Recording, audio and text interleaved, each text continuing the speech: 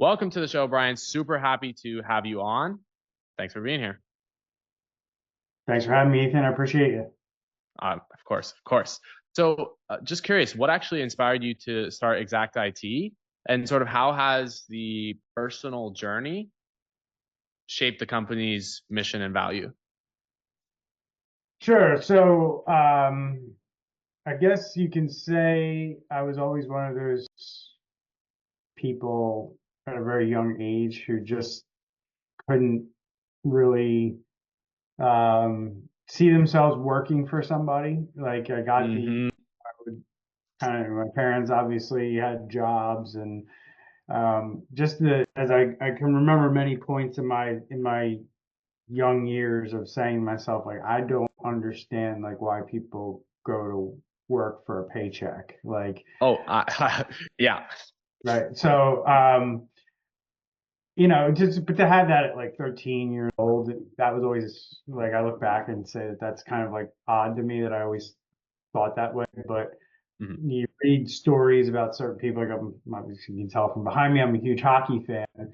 Yeah. Um, and like, one of the things that I just saw an interview with Connor McDavid's parents, Okay. and he's like the best hockey player, in the world right now. And he told his parents at like the age of 7 or 5 or something like that, that he was Mm-hmm. not going to live with them in like when he turned 15. He's like, I'm Uh-huh. moving away playing hockey when I'm 15. Yeah. So, at 5 or 7 years old, he already had the awareness that that's what you had to do. If you want to excel in your hockey career at a young age, like you're gonna have to go live with what is called a billet family.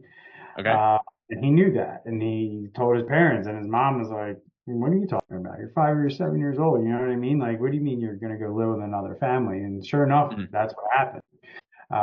So it's weird how some of us have these kind of like intuitions or inclinations about like the path our life is supposed to take. Yeah. I think that's kind of what it was for me is, I played hockey too at a young age. I didn't have, I actually had an opportunity to go away, and I said to my parents, I don't want to do that. Like, I don't want to move Yeah. away from friends and my family and what I, am comfortable with. Mm-hmm. Um, so it wasn't until later on in life that I got addicted to being uncomfortable, so to speak, right? There you go.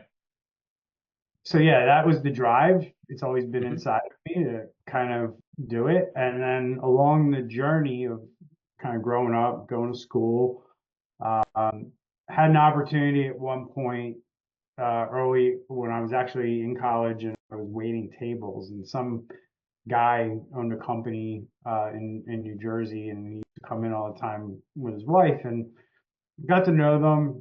Always used to, ask for me as their server and stuff like that. So I got to know them really well when they came in. And one day he Okay. just asked, like, "Hey," he's like, "I own this company over in Jersey. I need somebody to run our IT. Would Yeah. would do that?" And I'm sitting there going, "Dude, I'm not ready for this." Like, Yeah. I don't know what it was. Again, I kind of told myself a story that really, in hindsight, wasn't true. I didn't have Okay. the confidence to take it on at the time. But in hindsight, I didn't gain any skill from the time that I actually did start my business to that point, which was probably, a good 3 or 4 years before I really had another opportunity like that. But Mm-hmm. uh, I will tell you that that moment resonated with me, like, I feel like almost weekly, if not Okay. more, like where I would say to myself, God damn, why didn't I do that? Why didn't I take that Yeah. opportunity?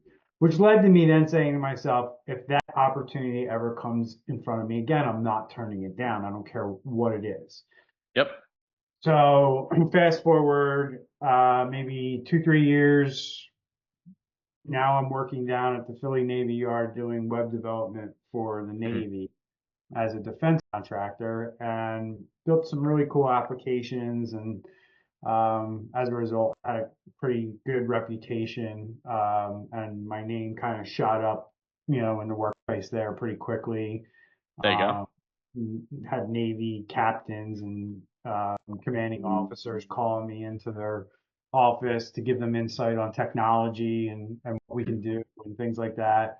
So one day I'm sitting in my office and guy walks in and says, "Hey," he's like, my wife runs an insurance company in Philadelphia, and she really is not happy with her IT guy.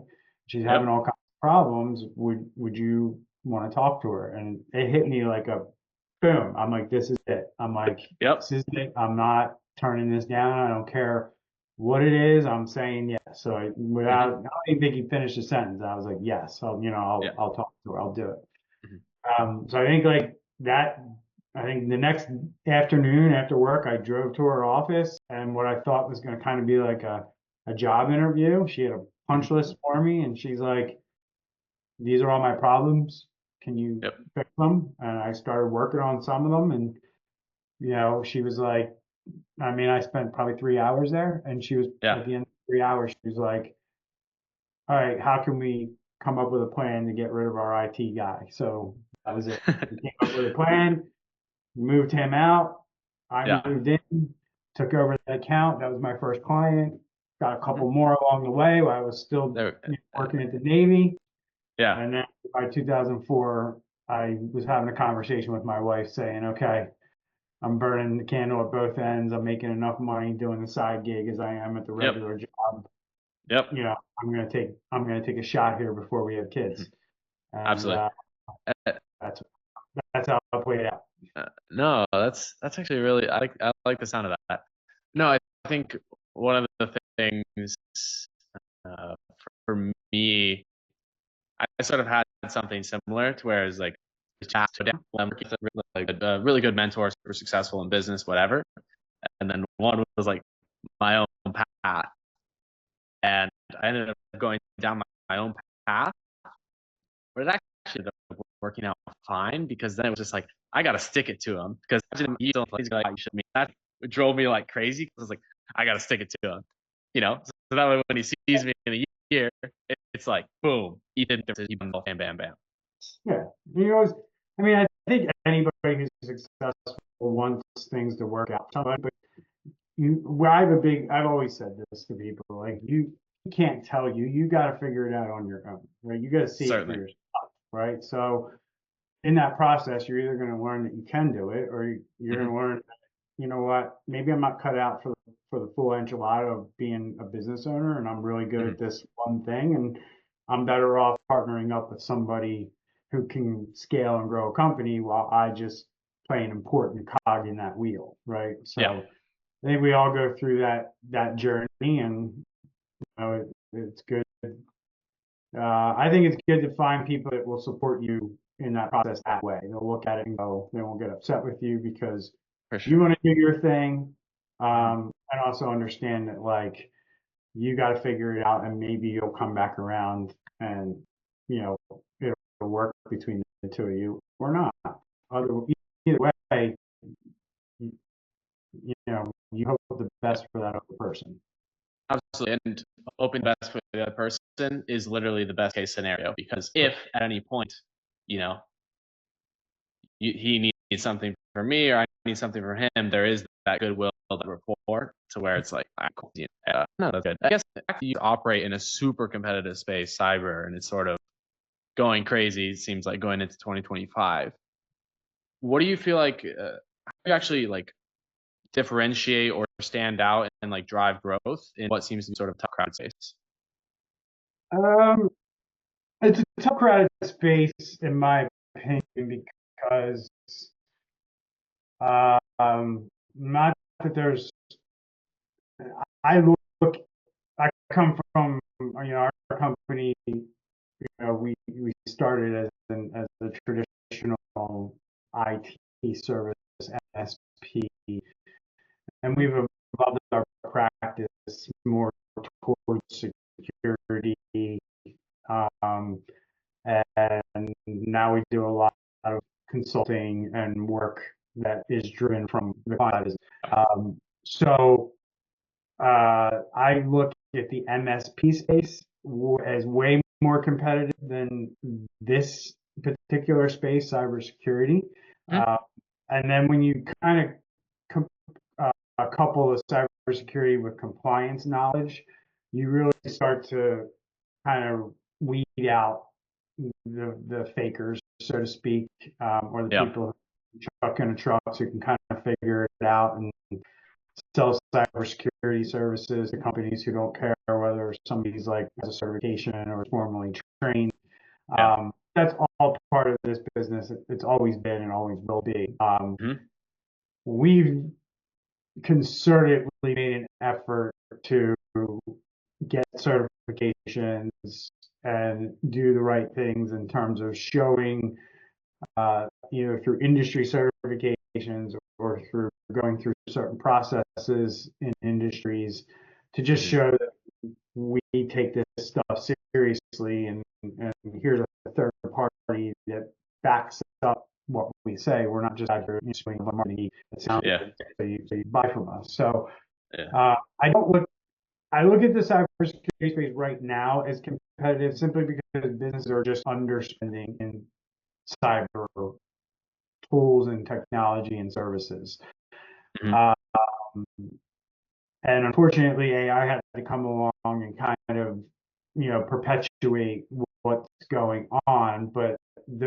I believe that the market for cybersecurity, we're trying to right. I think that AI will see that we in the growth of technology, but you're going to see Hmm. for probably in the next 3 or 5 years, this is all we're going to basically have is what we have right now for chat GTP. It will improve a little bit, Hmm. but I believe it's going to happen soon. I believe we're going to have 3 to 5 year runs where it kind of just flatlines a little bit.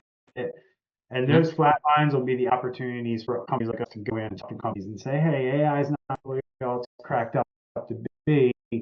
Maybe it's Yeah. time to shift some of that budget back to securing things.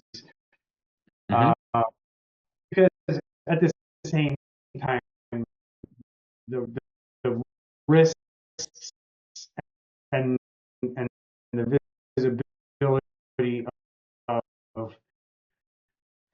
hacks and, and cyber attacks is only going to increase and only going to get attention of CFOs and CEOs. And I think also coupled with the fact that I think that we're also going to see a major shift in how companies are viewing cyber insurance and what role that plays in this game. Because I think right Yeah. now that's part of the problem. Hmm. They're assuming too much of the risk, Yeah. um, but they're learning, and companies are going to have to learn that cyber insurance really isn't paying uh, paying out anymore. Hmm. As companies learn that, and that kind of trickles through the grapevine. That what what do they call that? The rate of decline or the decline rates that are Hmm. happening on claims. Yeah. As that increases, that will, but that's not published information, right? That's not something insurance companies are publishing. So the Yeah. only way that that gets out, because in the world where people have to tell their stories on like Reddit and stuff, like here's the horror that we're going through, and that's how it's going to Yeah. come out through industry events when these guys get together at industry events and be like, hey, we got Hmm. hacked. Here's what happened, and the insurance didn't pay. And Yeah. then they'll go back to their office and be like, hey, so and so's insurance didn't pay. We're with the insurance company. Yeah. Look at how we're seeing risk. That's big. That's a big piece. I think that's a big thing that companies are going to learn over the next 3 to 5 years. But Hmm. I just say it's competitive right now, but I don't think for long it's going to be competitive. If you follow our leading on combined, we're Yeah. with CMMC, part of defense requirement for defense contractors. Make sure to do everything. We are professional. You have to hear bound things that because they're days needs 20 years of owning SP. I don't see a majority of companies going after this and doing the things that are required to do. The other Hmm. thing too is on CMC, your link can work in your environment through use. So think about all the IT companies and MSPs that are owned by immigrants and maybe Hmm. other foreign nationals, are comprise their staff. Yes. These are going to be companies that are going to look at this and go, we can't even go after this business. Hmm. So, yes, there's 180,000 companies that need to be certified in order to bid on government contracts. Okay. Um, Not every IT company out there is going to be able to qualify to serve those companies and help them through Hmm. this process. So, For sure. um, we check all the boxes there. So we've done this in other industries, in financial services, in pharmaceutical. Hmm. So we're just going to continue on in this area. This will kind of be a third industry that we're really experts in compliance and cybersecurity. Hmm. And just going to continue down that path. And I believe if we do that, we're really going to separate ourselves as as the waters become bloodier, as they say. Absolutely. And so you guys sort of have that unique advantage going in there. And like considering you guys have sort of changed spaces like MSP to more maybe on the consulting side, how has your actual marketing strategy changed and evolved? And like what channels have been sort of the most effective to drive growth? Because I do hear kind of a lot of different things on the different guys I speak with. Yeah, so we've kind of gone sort of, I would say, not all in, but maybe 80% in on YouTube and creating video content, Mhm. and just kind of going with that, giveaway free education model. Yes. And what we found by doing that, and I've been consistently posting on YouTube through my own channel and through our Security Squawk podcast that Hmm. my buddies Randy and Andre and I run. Hmm. We've been posting consistently for 4 years. Yeah. Uh, and what that does, and what I tell people is like, look, nobody's ever going to watch my video and be like, hey, we need to buy cybersecurity now. Yeah. But what it does is when they get on a sales call with me, I no longer have to convince them that I'm the expert. I don't have Hmm. to go through that bonding and rapport process with them because they've already kind of self-selected themselves as, Yeah. hey, I want to work with this guy because you're going to Hmm. watch my content and do one of two things. You're going to go, this guy's a complete idiot and I'll never do business with him. Or you're like, Hmm. hey, this guy's really smart and, I like how he presents himself and I want to give him a call and talk to him about doing business. Absolutely. That's what I believe happens with the content that we put out. So it does kind of shorten the sales cycle a little bit. Hmm. Um, but I think people think of marketing as very transactional, like ad for lead, and that's not really how it works, right? Yeah. It's at least anymore, in my opinion. Like we look at ourselves as like a media company who's putting out education around something Hmm. that we're passionate about, Yeah. and I think if we continue to build that along the way, people will, and I think, people will come along and, say, hey, these guys seem like they know what they're doing more than the company that we're currently with. So, let's give them a shot. Certainly. But, if we're looking for leads, we're doing webinars, we're putting Hmm. out content that, we're sending out offers through either, mainly cold email or some kind of Hmm. emailing platform. If we send out, if we build a list through that process, we'll also send out campaigns to kind of those warmer leads. Hmm. But we're constantly building webinars and trying to educate people through either a single webinar or through some kind of a course that teaches them something over time. Because a Hmm. lot of businesses have compliance and cybersecurity, they have this issue, but they have no idea that they even have it. Yeah. So you have to set the table and let them know, like, here's the issue, and here's like maybe the law or the regulation that your business might be violating as a result. Hmm. Um, and here's the risk. Like that's why, like, I don't really like to say like, hey, you might get I would never do a webinar on like, hey, you might get ransomware, and here are all the bad things because like at the end of the day, nobody believes that they're going to get ransomware. But Yeah. if there's a company in an industry that knows they have to answer to somebody around their data security or data privacy practices, like Hmm. Europeans do with GDPR, or like, doctors Publicly have to, traded companies. yeah, SEC, right? So Yep. you have to get you now you have compliance. Now somebody's making you do something. If you Hmm. have cyber insurance, you have compliance. Your cyber insurance company is giving you a checklist of things that you have to do because, Hmm. like I said earlier, if you're going to file a claim and you want them to pay, you better be doing all those things, because Yeah. guess what? When you file a claim, they have a team that comes in to make sure you're doing all those things. And as soon as they can find out, hey, they're not doing MFA everywhere. Well, guess what? We're Mm. not paying your entire claim. Yeah. We're only pay 60% of it because you don't have MFA everywhere, and you said that you did, and that's what we based your premium on. Hmm. So you have compliance. So we have a webinar where we educate businesses on what exactly they need to be doing to make sure Hmm. that their cyber insurance claim will pay if they ever have to file a claim. Yeah. Otherwise, their investment in their cyber insurance is just money out the window.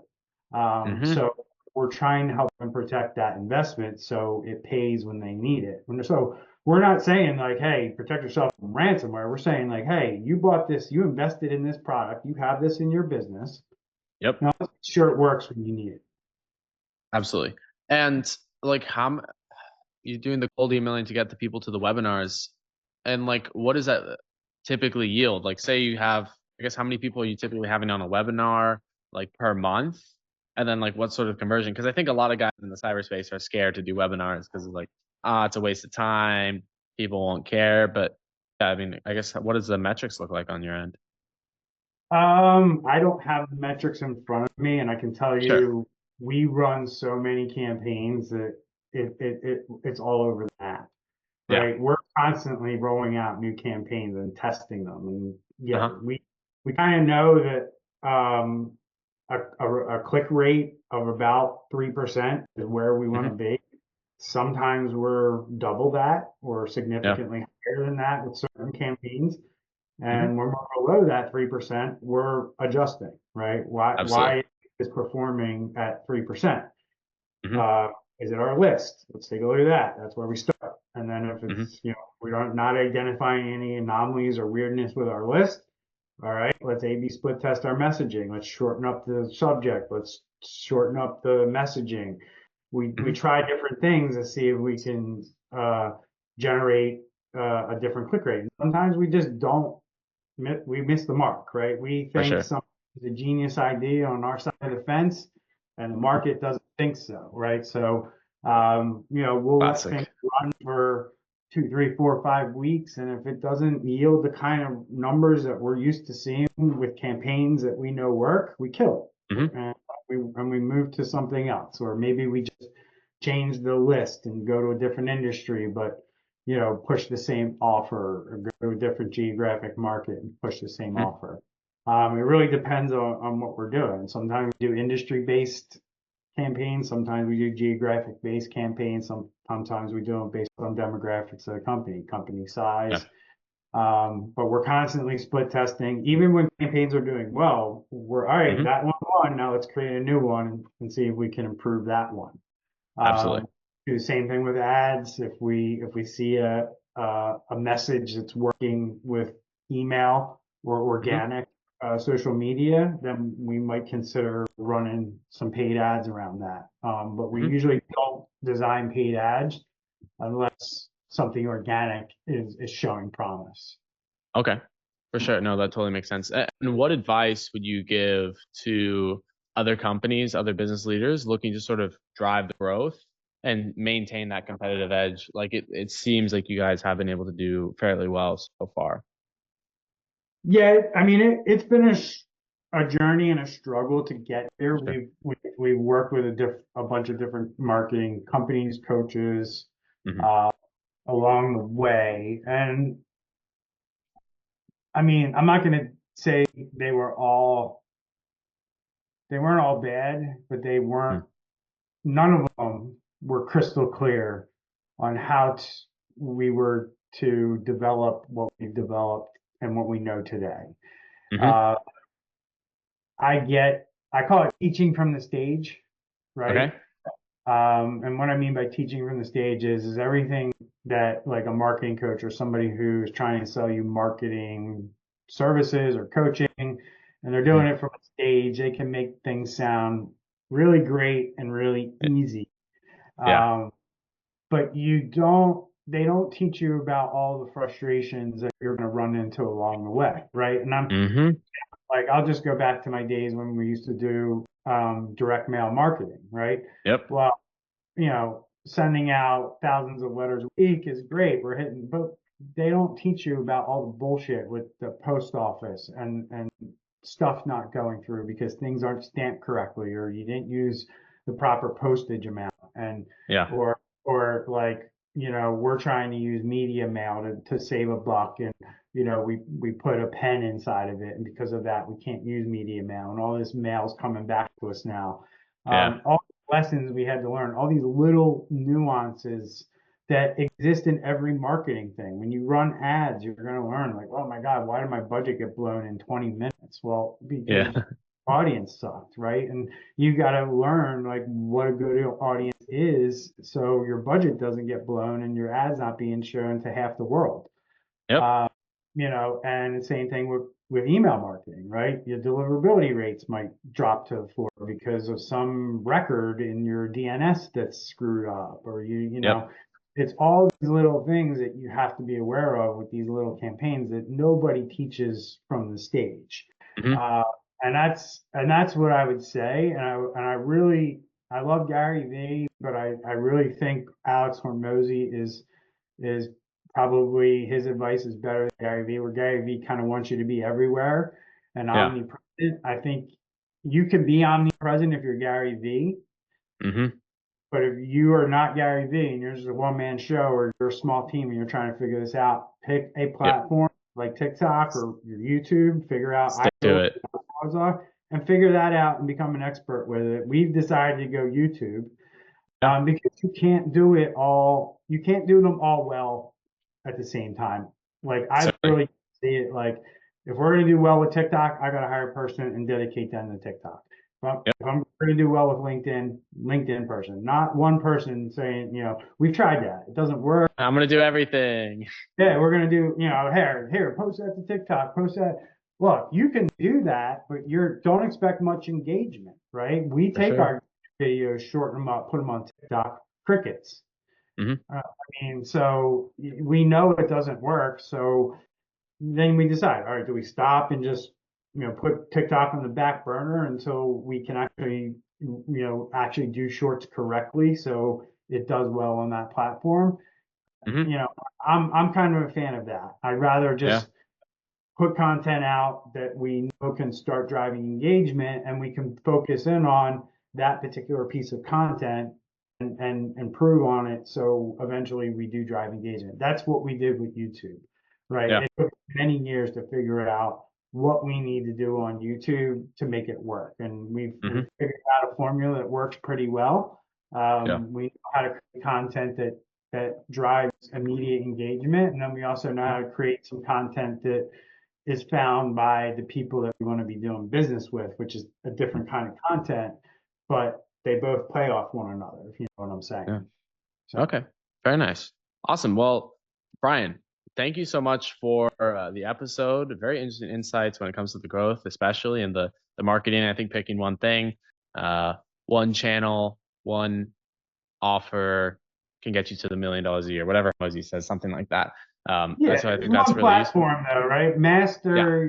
Master link. If it's LinkedIn, if it's TikTok, if it's Hmm. Instagram, if it's YouTube, master it, and then Yep.